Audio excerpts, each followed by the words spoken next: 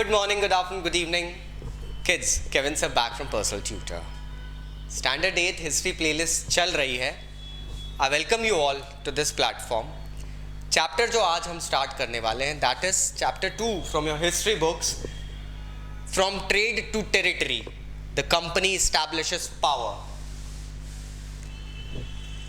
Britishers के पहले थोड़ा जाते हैं, ठीक है. औरंगजेब प्रॉबेबली, अब आप बात करोगे औरंगजेब, उस समय तो बहादुर शाह जफर वगैरह थे, लेकिन अपन एडवेंट की बात करते हैं. औरंगजेब जो थे, probably he was the last powerful Mughal ruler. Aurangzeb ने अपना कंट्रोल एक ऐसी टेरिटरी के ऊपर बनाया, पूरी टेरिटरी, जिसको आज इंडिया कहते हैं. मतलब इंडिया एक जो फॉर्मेशन था ना, उसके ऊपर पूरा कंट्रोल औरंगजेब ने करा था. औरंगजेब की डेथ हो जाती है 1707 में. 1707 मतलब 1707, 1707. ये आप याद रखना, बहुत इजी टर्म है, 1707. इसके बाद हुआ ये था कि देखो, मुगल्स ने क्या करा था, अलग अलग प्रोविंसेस में गवर्नर्स बना के रखे थे. क्लास 7th में पढ़ा है, मैंने पढ़ाया भी है, मुझे भी याद है. मुगल्स ने बहुत सारे गवर्नर्स बना के रखे थे जिनका नाम था सूबेदार, सूबादार जिसे कहते हैं, ठीक है. ये सूबादार और जो जमींदार थे ना, गांव वाले, जिनको टैक्स कलेक्शन के लिए अपॉइंट किया गया था, औरंगजेब ने जो अपॉइंट करा था.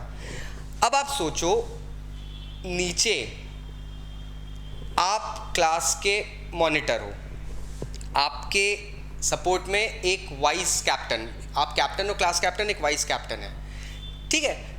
सडनली जिस दिन आप एब्सेंट हो, 1 वीक के लिए आप वेकेशंस पे गए हो, तो क्लास को एज अ कैप्टन कौन चलाएगा? जाहिर बात है वो वाइस कैप्टन, क्योंकि वो उसकी जॉब है. यहां भी यही हुआ. औरंगजेब की डेथ हो गई. उसके अंडर में जितने भी ये जो सूबेदार थे, जमींदार थे, इन लोगों ने खुद पावर इकट्ठा करना शुरू करी और खुद के किंगडम्स बनाने शुरू करे. ऑब्वियसली इनके पास पहले, क्योंकि ऊपर जो था पर्सन, अब वो कुछ बोलने वाला तो था ही नहीं, क्योंकि औरंगजेब के बाद जो किंग्स आए थे ना, मुगल किंग्स, वो उतने पावरफुल नहीं थे, उतनी स्ट्रांग होल्ड नहीं बना पाए थे. ये बात तो सच है. इंडिया में जो पीरियड बाबर, अकबर के टाइम से जो चला था ना, वो फिर खत्म हो गई थी कहानी, फिर मज़ा नहीं आया था. अब पूरे इंडिया में अलग अलग पावरफुल किंगडम्स बनने लगे. जो तालुकदार थे, जो सूबेदार थे, जो मुगल गवर्नर्स वगैरह थे, जैसे nawabs of Hyderabad, example Junagadh रियासत के लोग. हम बात करते हैं भोपाल के nawabs. They all started becoming so powerful that इन्होंने अपनी खुद की कॉन्स्टिट्यूएंसीज बना ली. कॉन्स्टिट्यूएंसीज मतलब the area on which they rule. उनकी आर्मी, उनकी करेंसी, उनके कॉइन्स, ये सब होने लगा. जैसे पुराने ज़माने में होता था ना, किंग्स के अपने कॉइन्स होते थे, होलकर टाइम के अलग कॉइन्स होते थे, देन चोला, पांड्या, पाल, इन सब के अलग अलग कॉइन्स होते थे. वो सब चीज़ें होने लगी थी.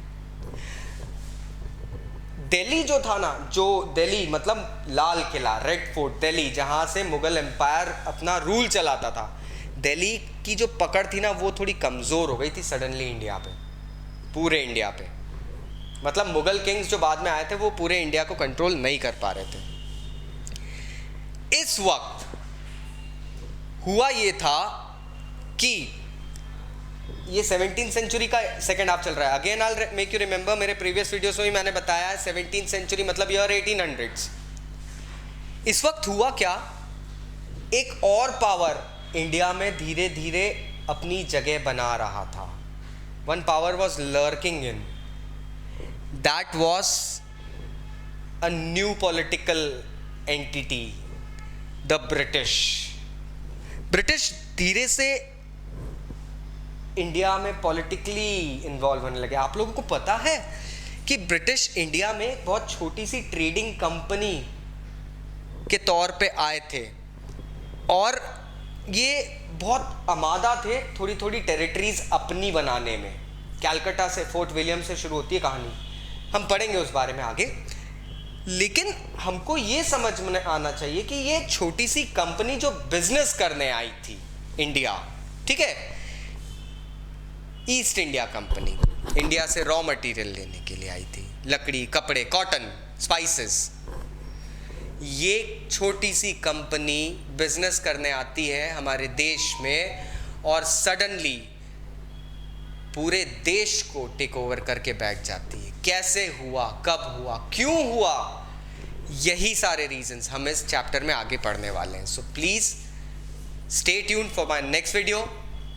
एंड अगर कुछ डाउट्स हैं, कुछ क्वेश्चंस आते हैं तो कमेंट बॉक्स में कमेंट करना मत भूलना। Thank you very much, take care, bye bye.